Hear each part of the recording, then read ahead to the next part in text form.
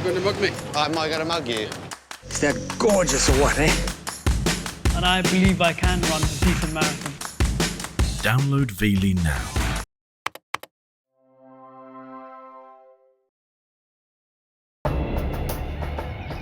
Southern Ohio's rural counties are perfect for outdoor recreation. But the calm of this quiet community was shattered in 1989 when a sniper gunned down an outdoorsman without reason. It was only the first in a string of random, terrifying murders. Hiding in the distance behind a high-powered rifle, a madman was hunting humans along Ohio's county roads.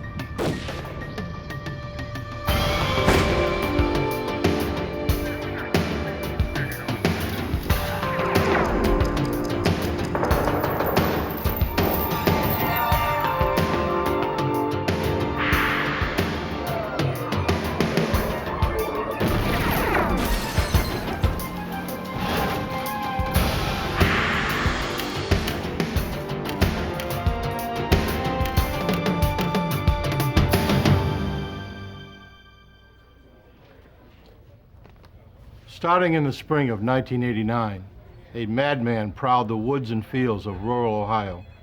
He was a hunter. A high-powered rifle was his weapon of choice. Joggers and fishermen were his quarry. The hunter roamed far, struck at random, and left no clues. He was as elusive as he was lethal. Investigators knew he had to be stopped, but no one knew how. I'm Jim Kallstrom, former director of the FBI's New York office. Most murderers have a connection to their victims and a motive for their crime, but not a serial killer. His victims are randomly chosen to fulfill an uncontrollable need to kill. Often he leads an ordinary life, his family and friends unaware of his homicidal passions. But serial killers establish profiles, as distinct as fingerprints, and when a match is made, it is only a matter of time before they are caught. The rural counties of southern Ohio are hilly, rocky, and wide open. A quiet place for coal miners, factory workers, and farmers.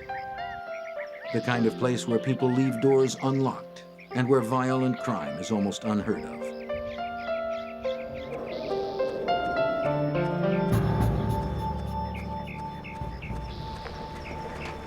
On April 1st, 1989, 35-year-old Donald Welling did what he frequently did on Saturdays.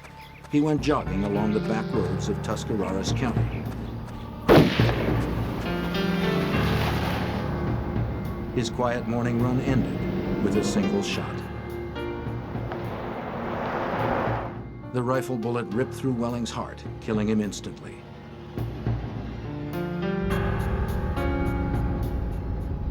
Local authorities could find no motive and not a shred of evidence.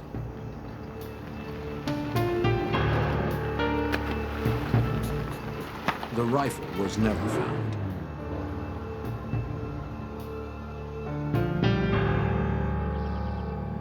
November 10th, 1990, another Saturday morning, 19 months later. 21-year-old Jamie Paxton of Bannock, Ohio, rose early to go bow hunting. Leaving his crossbow in the car, he took a walk through the tall grass off State Route 9. Paxton was alone and unarmed. He didn't notice the red pickup truck that stopped a short distance away.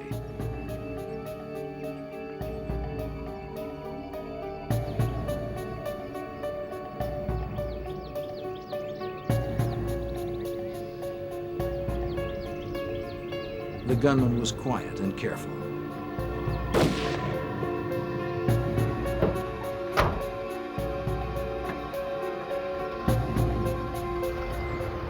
Jamie Paxton was shot 3 times by a high-powered rifle. There were no witnesses.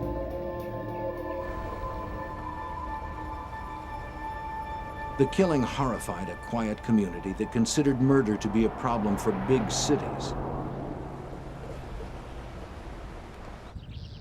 Hunting accidents are not uncommon in southern Ohio, but Belmont County Sheriff Tom McCourt knew right away that this wasn't a hunting accident.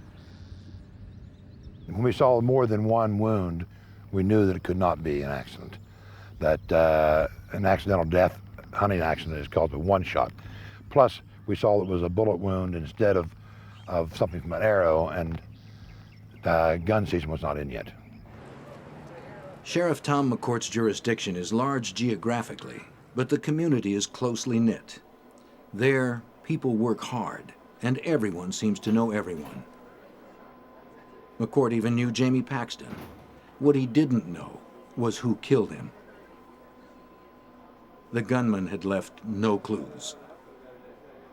We checked the area for spent, empty cartridge cases, for tire tracks, for anything in that area of where we thought the shot came from. We also checked the area around the body looking for the spent projectiles that had passed through the body. We even took metal detectors in looking for the projectiles. At that time, we were unable to find anything. We're going to run over there by the marina and see. After interviewing Jamie Paxton's friends, family, and acquaintances, they were unable to find anyone with a motive to kill him. Everyone in the area knew Jamie Paxton. No one that we knew of or was able, even to this day, have ever found anyone who disliked the young man. Sheriff McCourt had an apparently random killing of a popular young man with no history of trouble. They interviewed Fred and everything. A seemingly unsolvable murder with no physical evidence and no witnesses. Not even a plausible theory about what happened. I think that's about it. After her son's death, Jean Paxton's grief impelled her to action. She began composing letters to a local paper, the Martins Ferry Times Leader, designed to draw out the killer. There was just every time I would sit down to write a letter, I would say a prayer. And I would say, please God, just give me the words to get to the person that killed my son. The letters were at once stern and passionate. To the murderer of my son Jamie, she wrote, would it be easier for you if I wrote words of hate? I can't because I don't feel hate. I feel deep sorrow at losing my son. You took a light from my life last November and left me with many days of darkness. Have you thought of your own death? It'll happen. Unless you confess your sin and ask for God's forgiveness, you will face the fire and fury of hell at your own death. If the killer were reading Jean Paxton's letters, he seemed unaffected by them. On November 28, 1990, just 18 days after Paxton's murder, 30-year-old Kevin Loring was on a hunting trip in Muskingum County, Ohio, some 40 miles from where Jamie Paxton was killed. While his friends finished eating lunch, Kevin decided to get a head start.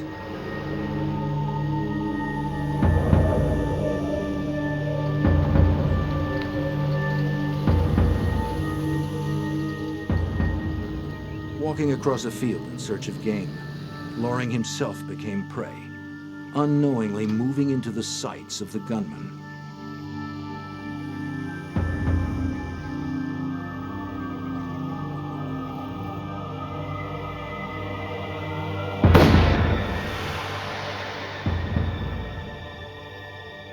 Loring was killed by a single gunshot wound to the head.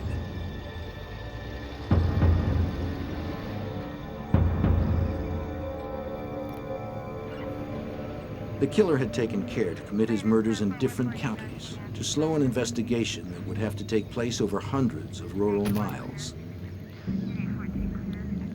The result? Investigators in Muskingum County were unaware of the other sniper victims in nearby counties. They decided that Loring's death was probably a hunting accident. Jean Paxton never gave up. She kept writing throughout 1991, determined to draw out Jamie's killer. And I always felt if I could get my letters into the hands of the person that killed my son, I felt that I could get a response from them. she turned out to be right. I am the murderer of Jamie Paxton, the typewritten letter read. Jamie Paxton was a complete stranger to me. I never saw him before in my life, and he never said a word to me that Saturday.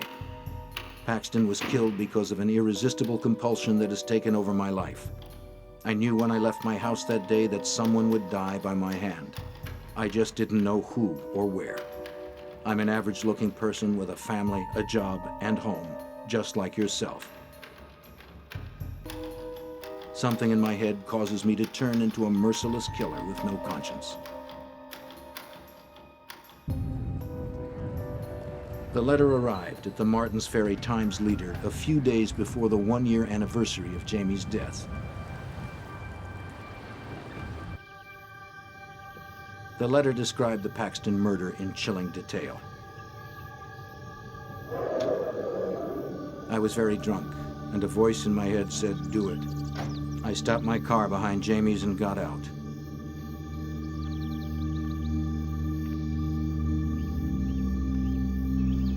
Jamie started walking very slowly down the hill toward the road. I raised my rifle to my shoulder and lined him up in the sights. I took at least 5 seconds to take careful aim.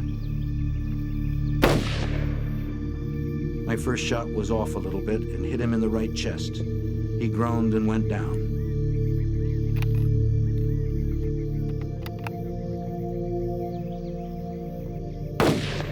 I wanted to make sure he was finished, so I fired a second shot aimed halfway between his hip and shoulder while he was prone on the ground. I jerked the shot and hit him in the knee. He never moved again. 5 minutes after I shot Paxton, I was drinking a beer and had blacked out all thoughts of what I had just done out of my mind.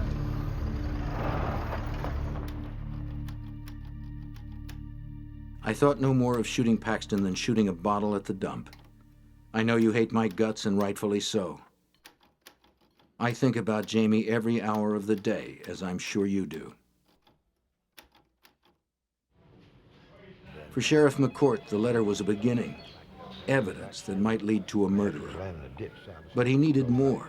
The typewriter used to write the letter, a gun. While investigators searched, the killer continued his own hunting.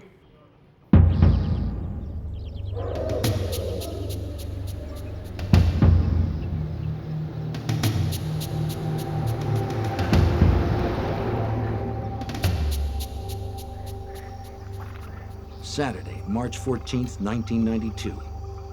Claude Hawkins got off his midnight shift at the Pittsburgh Plate and Glass Company about sunup.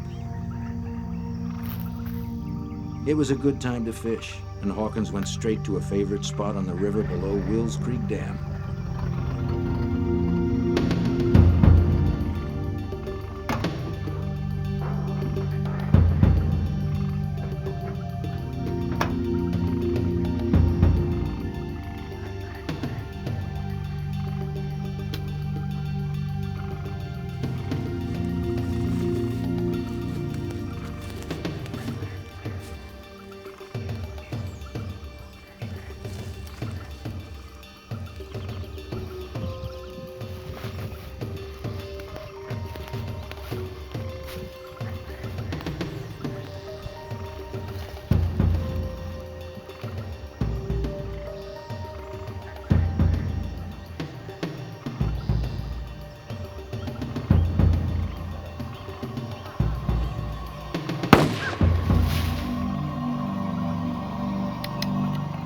Hawkins had a wife and 4 children. Another outdoorsman had been killed while alone.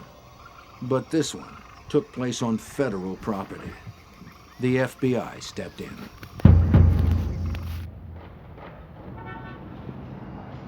The FBI joined the hunt for the roadside sniper who just killed his latest victim on federal property. Investigators from the 3 counties involved, along with the FBI and the Ohio Division of Wildlife, formed a task force. It didn't take long to realize how few clues they had. In each case, the killer had no contact with the victim. No rifling of pockets, no robbery. Shell casings had been carefully removed, and the victims' cars were untouched. Special Agent Harry Trombitis was stationed at the FBI's Columbus, Ohio field office. What we did know is that Mr. Hawkins died from a gunshot, and usually you would find some type of a shell casing in the area, and I remember looking very hard, metal detectors and hands and knees for any shell casings in that, and none were ever found. And so that was something that, you know, if in fact we had somebody who was evidence conscious enough to pick up the shell casing after they shot and killed somebody, we were dealing with a different brand of person here.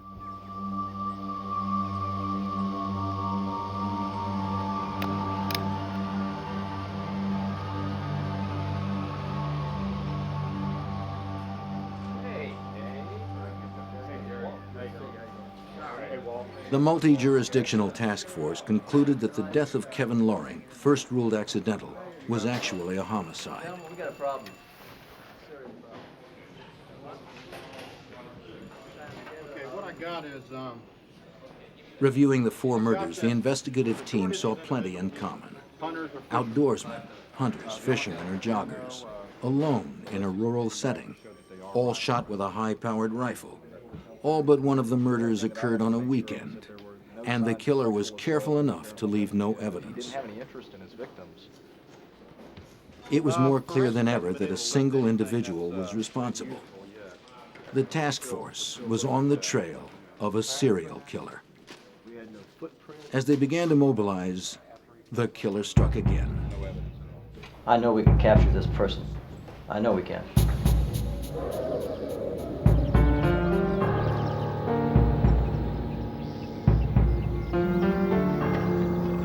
10 days after the task force meeting on April 5, 1992, 44-year-old steelworker Gary Brett had left his home in neighboring West Virginia to go pond fishing in Noble County.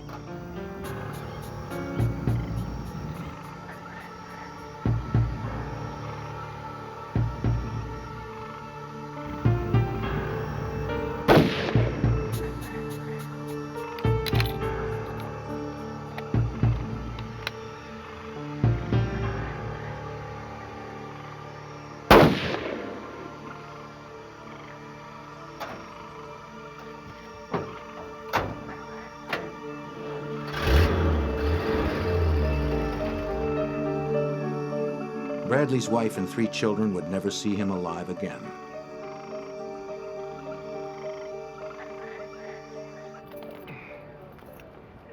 The task force had another murder.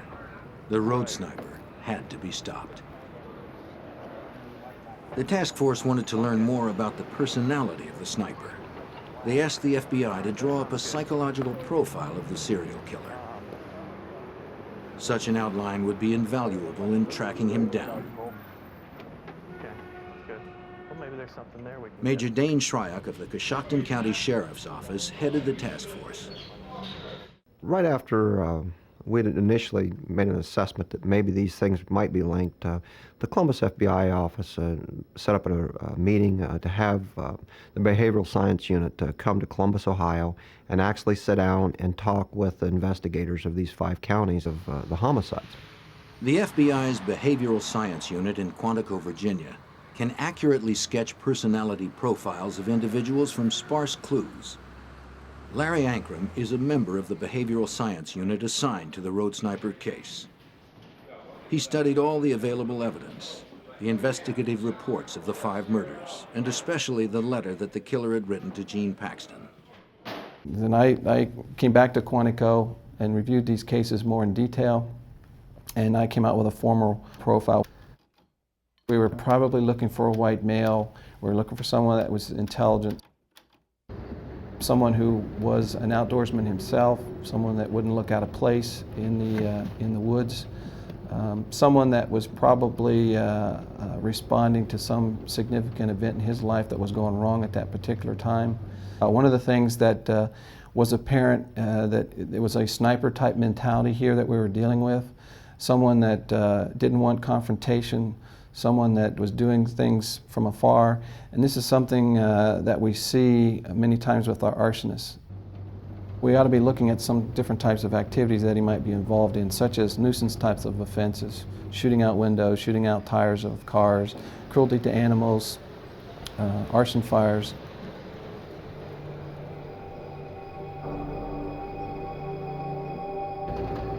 Ankrum believed that the violence was triggered by stress and fueled by alcohol. The task force now had a psychological sketch of the roadside sniper.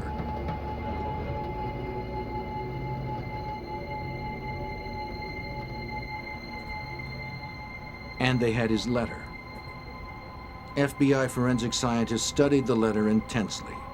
They found distinguishing features in the typeface.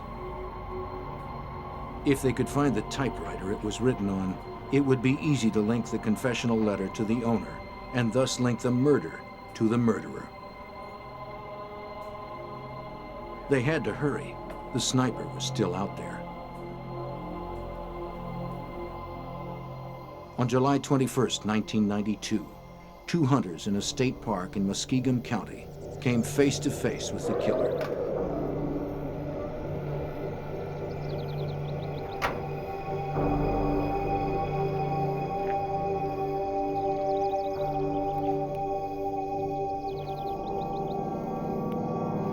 As they moved through the brush, one of them noticed something terrifying. A nearby figure with a gun pointed right at them. They called out to him, and the man scurried away to a red pickup truck. It happened too quickly for the hunters to get a good look at the man or the vehicle's tag numbers. Bewildered, they called local police, who alerted the task force. Throughout 1992, desperate to catch a man still ready to kill, the task force investigated and cleared more than 100 suspects.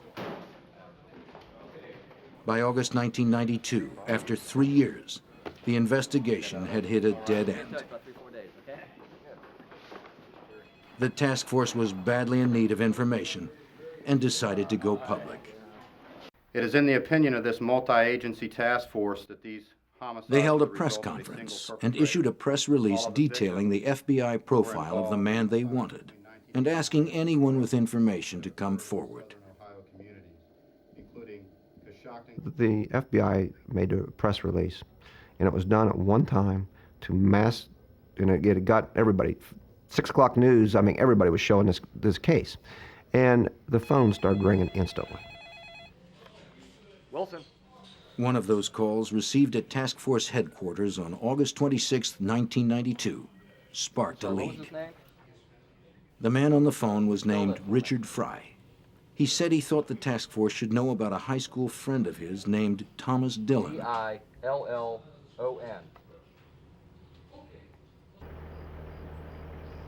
Investigators had a name and someone willing to talk. A task force member arranged to meet Richard Fry at a rest stop on Route 77. Tom Dillon. I went to high school with him. We grew up together. There, Fry talked about his old friend, Tom Dillon. He was always a little strange.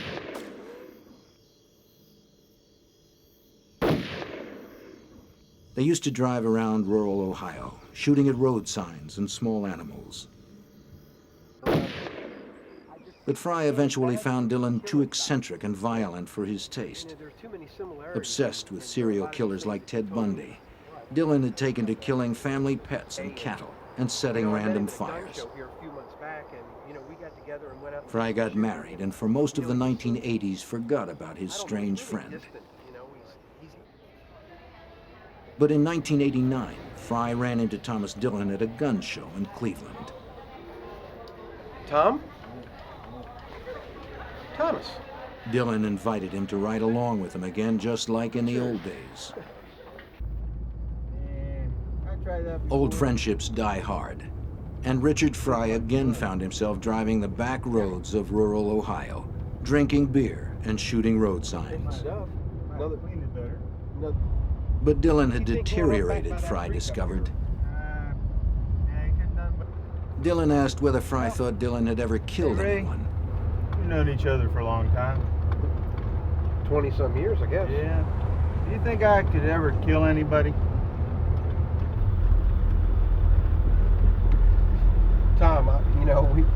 you said, we go way back. I mean, He discussed how to get away with random killings, including the tactic of killing in different counties to thwart investigators. Kill them in separate counties, you know. They never connected. And being at random, they'd have no clues whatsoever. not average, your average guy. Fry said that when he read the press release, he immediately thought of Tom Dillon. Tell me what kind of vehicle he drives.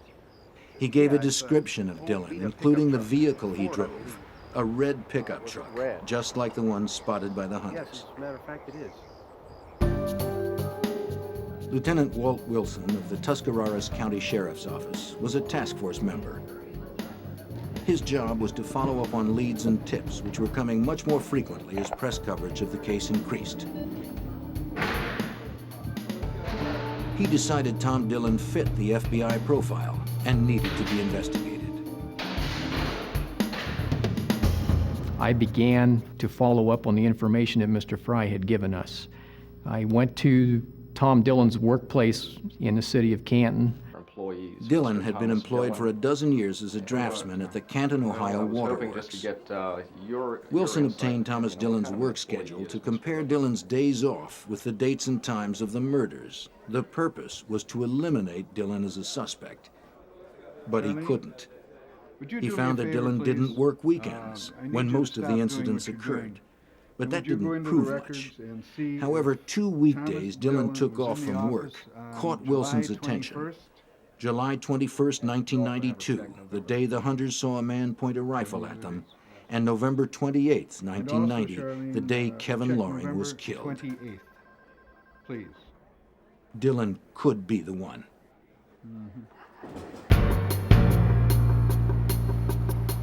As the other members of the task force followed up on hundreds of leads, Detective Wilson began surveillance on Thomas Dillon. Maybe Dillon would return to a crime scene or lead investigators to more clues. The surveillance began in October 1992. Detective Wilson followed Tom Dillon on his weekend excursions, driving the back roads of southern Ohio. Typically, a day would start around 7 in the morning on Tom's days off, the weekends usually, and he would leave his home, and sometimes he would stop at a convenience store and buy some beer, and then he would go south of his home into other counties, just driving all the back remote roadways. On October 10th, 1992, while tailing Dillon, Wilson briefly lost track of the suspect's vehicle. As Wilson crept around a corner, he came face to face with Thomas Dillon. His cover possibly blown, his case in jeopardy, Wilson had to think fast. I waved at him and he waved at me, and we kept on going. He stopped at the end of the drive to see if I was going to stay there or not.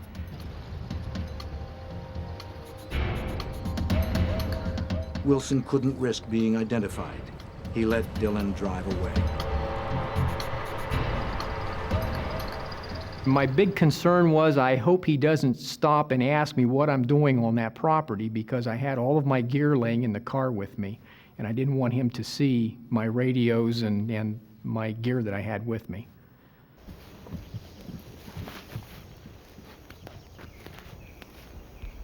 A few days later, Larry Oler of Barnhill, Ohio, was hunting about 150 yards off a road in Tuscarawas County. He heard a car stop. Through the trees, he saw a stocky white male. The man lifted a rifle.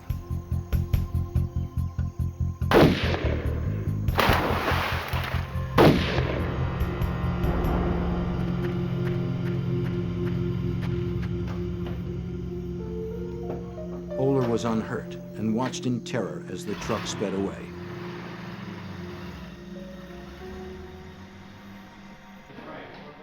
Although Oler's description of his assailant resembled Dillon, he was unable to make a positive identification. The task force realized that Thomas Dillon was their most likely suspect. Surveillance of him would have to be beefed up. Throughout October and November of 1992, the FBI coordinated a massive air and ground surveillance. Dillon was observed shooting road signs and busting car windows with rocks. exactly the sort of petty vandalism outlined in the FBI profile. But if they arrested Dillon for vandalism, they might never gather enough evidence to arrest him for the murders. It is difficult to tail someone on an empty rural road in broad daylight. The stakes were high. If Dillon tried another shooting and the FBI weren't in the right spot, they could have another murder.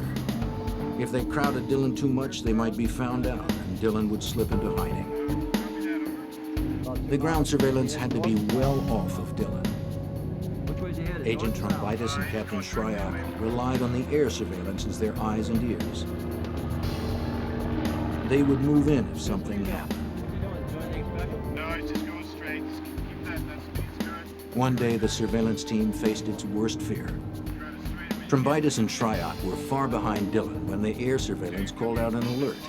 Up ahead of Dillon, on the road, was the classic profile of a road sniper victim, a jogger, female this time, alone, in a rural setting.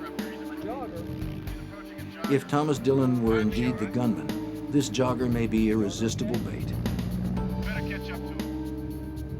Trombitis and Shryock got nervous. Hoping for the best, they sped forward. Dillon continued too, right toward the jogger.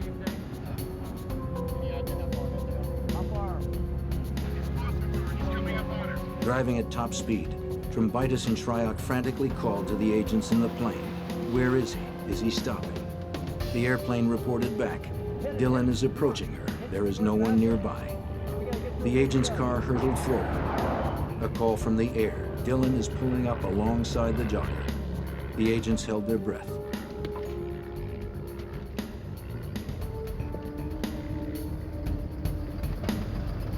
He passed her without incident.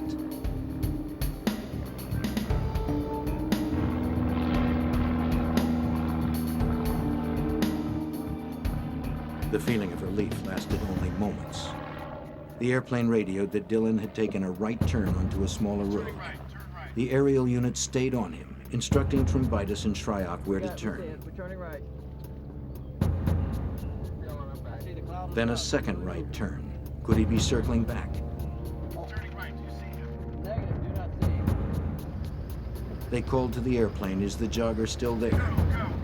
Dillon continued to make right turns until he was back on the road the jogger had been on. His U-turn justified the agent's fear. He was going back for her. Where is the jogger? Trombitis yelled into his radio. Cannot see the jogger, came the reply. But the agents knew she had to be somewhere ahead of Dillon. If he came upon her again, they were sure he would kill her.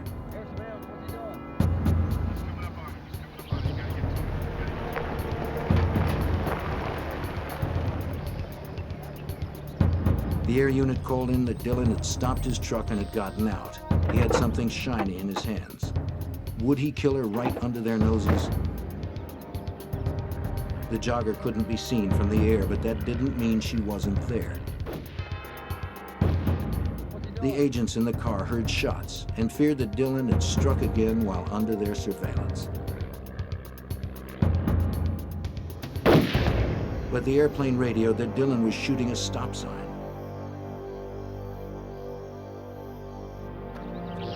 The jogger had turned off the road. She was safe, unaware of her close encounter with Thomas Dillon. I think so. The cat and mouse game with Thomas Dillon began to wear on the task force members. I figure if we have 5 ground A lot of pressure. I mean, you're wondering whether this guy today is going to go out and kill somebody and you aren't going to be able to stop it. And you know that he's probably the one that is responsible for killing other people. You're working 14, 16 hours a day. You're living out of a car. You're drinking coffee like policemen, you know, and you aren't eating right. And the stress is tremendous. But the net continued to tighten around the suspect. The murderer, in his letter to the newspaper, had admitted being bothered by the Paxton murder and visiting his grave. Investigators returned to video footage of Jamie Paxton's grave recorded November 10th, 1991, the first anniversary of Jamie's murder.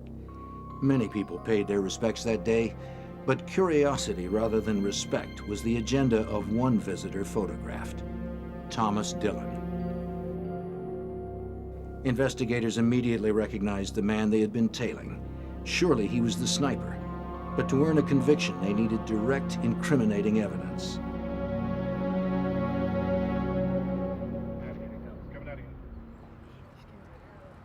After the second anniversary of Jamie Paxton's death in 1992, surveillance observed Dillon entering the Times-Leader building. He bought a copy of the previous day's paper, full of the details of the Paxton Memorial Service. The FBI had good circumstantial evidence on Thomas Dillon, but they still lacked physical evidence, a bullet, a gun, or a typewriter, to link him with just one of the victims.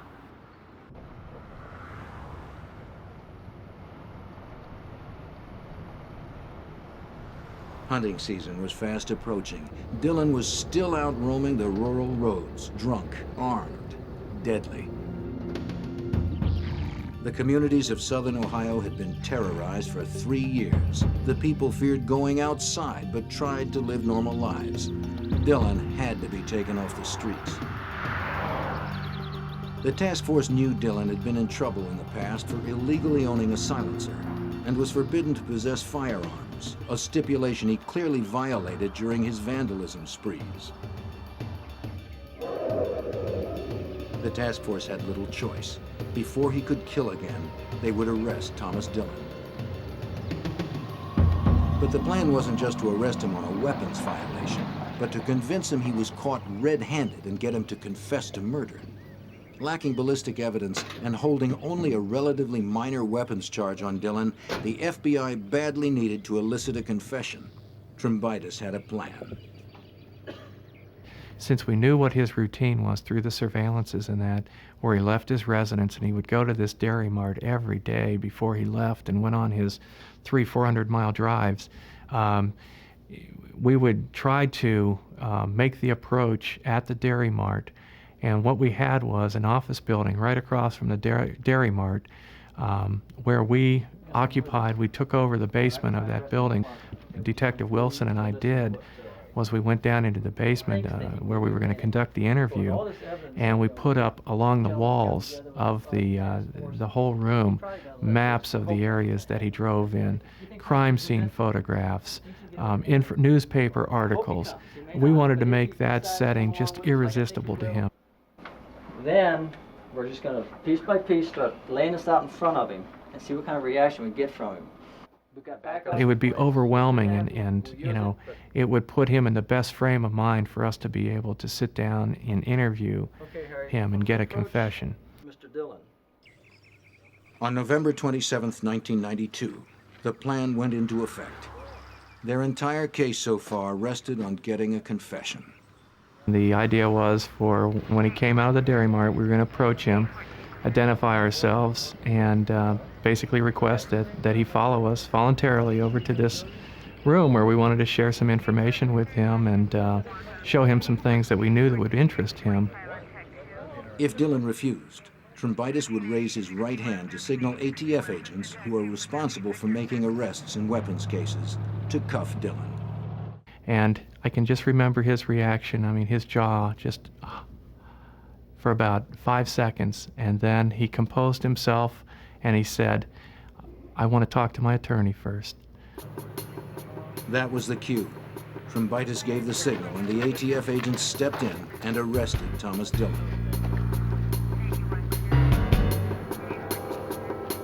Dillon didn't realize it, but it was a bitter defeat for the FBI. Trumbitis thought he'd blown it, despite all the evidence he'd gathered. Despite his certainty that they had the road sniper, he feared that he would see a 5-time murderer quickly released on a minor weapons charge. At the very time of Dillon's arrest, other task force members were executing a search warrant on Dillon's house. Finally, the FBI felt they would come away with the physical evidence desperately needed to link him, once and for all, to the murders. But they didn't. To their surprise, the search turned up nothing more incriminating than some area maps marked with arson and vandalism sites. Dillon was refusing to talk. They were holding him, but there was nothing they could do with him. It was pretty much over when he said he wanted to talk to his attorney. So we went back to the restaurant and we were going to have a cup of coffee, and all of a sudden we got the word that he wanted to talk to us. And so Walt and I jumped into our car, and we made a beeline to Stark County Jail. Trombitis and Wilson confronted Dillon with one piece of evidence after another. Photographs, videotapes, newspaper clippings showing his link to the murders. I would pull out one piece at a time and show him, and just as we had suspected, he just was keenly interested in the information that we had, the surveillance pictures, the crime scene photos, you know, just the animal, you know, the shots of the animals that we had along the roadways and that. You could just see that he was just fascinated by that.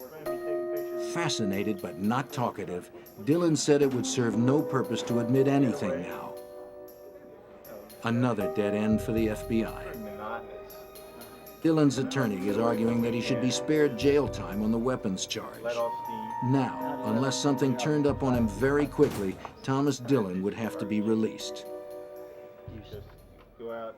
Thank the various representatives of the media for showing up today. The task force was now fighting the clock. Desperate for physical evidence, they held another press conference, appealing to the public for any information about guns they may have bought or sold with Thomas Dillon. Have had any contact with Mr. Dillon? Meanwhile, task force member Jerry Wade of the Ohio Division of Wildlife was following up on a tip. A witness steered Wade to a spot where he had seen Thomas Dillon firing his rifle a couple of years back. Wade hoped that would lead him to some ballistic evidence to link Dillon to one of the killings.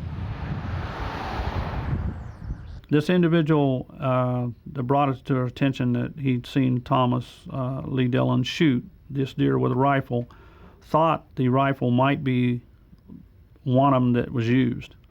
And if we could locate some physical evidence, the shell casings per se, and if we could get those and match them to the murder weapon, we could put that rifle in Thomas Lee Dillon's hand prior to the murders, which would really give us a lot stronger case as far as him possessing the rifle prior to the murders.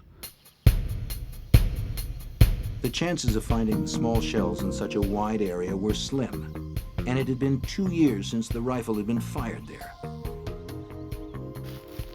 Determined, Wade patiently combed inch by inch through a grassy field where the anonymous witness said he saw Dillon shoot the deer. Beginning at the tree described by the witness, Wade searched the area in a circular pattern by hand and with a metal detector, carefully marking off the territory.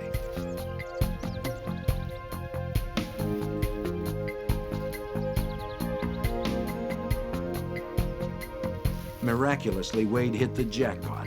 He found 2 rifle shell casings, later identified as coming from the same gun that killed Gary Bradley and Claude Hawkins.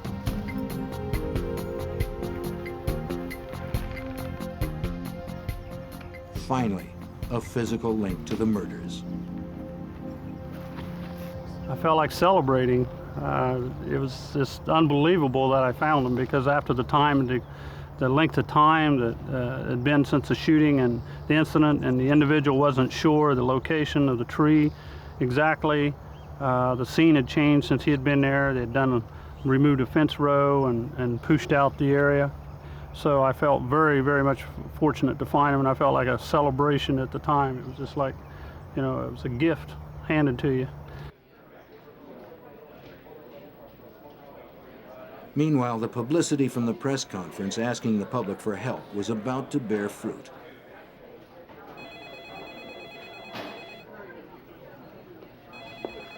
On December 4th, Captain Shryock was manning the phones at Task Force headquarters. A man named Al Cope was on the phone. Can you give me that? He said he bought a weapon from someone who may have been Thomas Dillon at a gun show the previous spring. I'll tell you what, if you give me about 15 minutes, sir, I'll be right there. The date? April 5th, the same day Gary Bradley was murdered.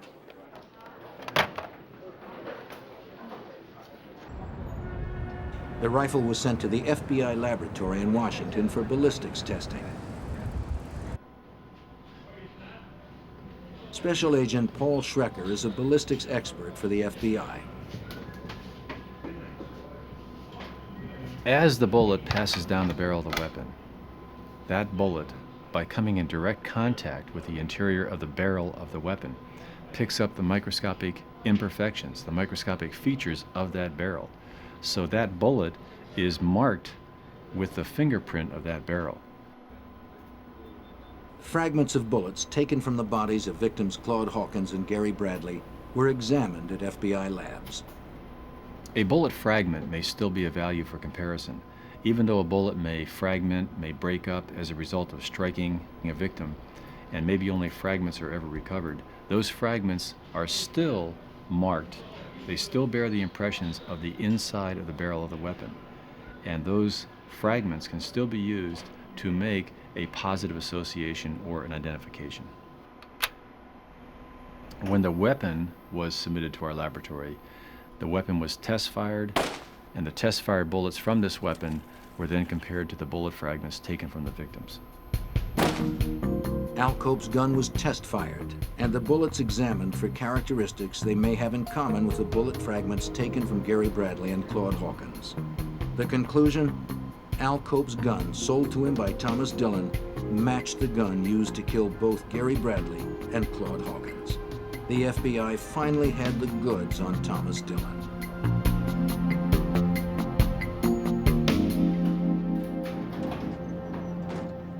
Close the door, please.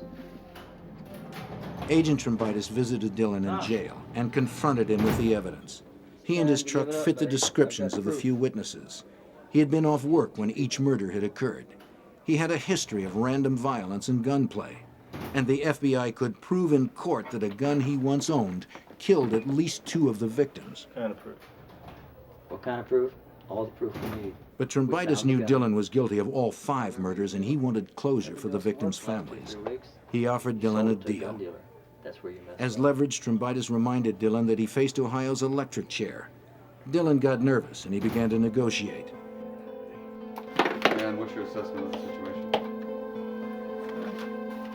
I still can't believe you got that hard evidence. Well, we have evidence. Thomas Dillon met with the prosecutors in June of 1993. He agreed to admit to 5 killings if the death penalty were dropped as a possible sentence. Terms, 1 each for each of the acts committed. On July 9th, Dillon confessed to prosecutors in order to save his life.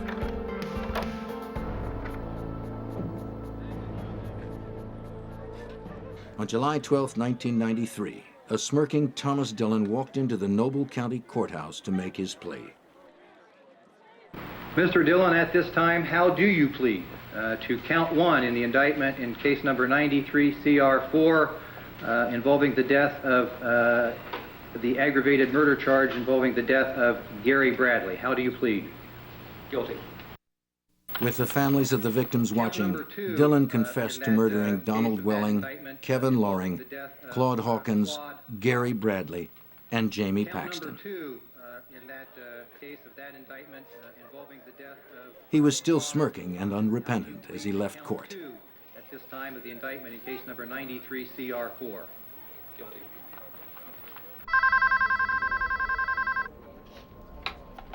Hello? Jolene. Hi. Tom. This is Thomas. Yeah. Dillon's incredibly cavalier attitude was detailed by a local reporter whom Dillon repeatedly called from prison, Can't get enough of me. marveling at his own violence, reveling in his celebrity, and laughing off the murders. Let's talk about the other guys. I mean, they Except were one. really good shit. He would not discuss I the wanna talk murder about of Jamie Paxton. No, forget it, all right? Just forget it. Jean Paxton, Jamie's mother, was in court the day Dillon pleaded guilty. I just want to talk to him about Jamie, the kind of person Jamie was. Jamie was everything Thomas Dillon could never be. Dillon is a coward. He hid behind a gun, and Jamie was not that way. Little did I know that on the evening news he was watching that, and it made him very angry that I had called him a pathetic coward. We talked to him about remorse and how did you feel after these homicides. And the only one that he said that it really bothered him about was Jamie Paxton. He said, "I didn't realize the kid was so young." Jean Paxton had looked forward to confronting Dillon in court, but his guilty plea cost her that opportunity. She asked Sheriff McCourt to arrange a conversation. McCourt agreed. That evening, Jean Paxton's phone rang. She found herself speaking with the murderer of her son. When I picked up the phone that evening, it was just like somebody calling up to sell me something. He said, "Mrs. Paxton, this is Tom Dillon." It was just almost more than I could comprehend. The tone of his voice, the way he came across. Still, the arrogance was there. You really hurt my feelings this afternoon when... Dillon told Jean Paxton that when she called him a coward, she had hurt his feelings. I really don't think he expected to get what he got from me. I think that Thomas Dillon could have handled the crying, the screaming, the saying of calling names, the cursing. I think he could handle that, but I did not lower myself to that level. I talked to him as a mother, and I really feel that through this whole thing, that is what got to Thomas Dillon. I understand. After 3 years, Jean Paxton felt vindicated. I felt really good. I walked out on my front porch, and I just felt like for the first time in 3 years that I was free. I was free of Thomas Dillon. I felt that I had defeated him by words, and I did it all for Jamie. Thomas Dillon made it clear he did not want to go to Lucasville Prison, the toughest in Ohio. So Jean Paxton saw to it, with a petition drive, that was exactly where Dillon was sent. In August 1993, Jean Paxton won a $25 million wrongful death judgment against any future money Dillon might make. Dillon's wife had been trying to sell his story to Hollywood. Paxton and State Senator Bob Nye passed the Paxton Bill, barring killers or their relatives from profiting from the crime. Thomas Dillon remains in Lucasville Prison. He is eligible for parole in 165 years.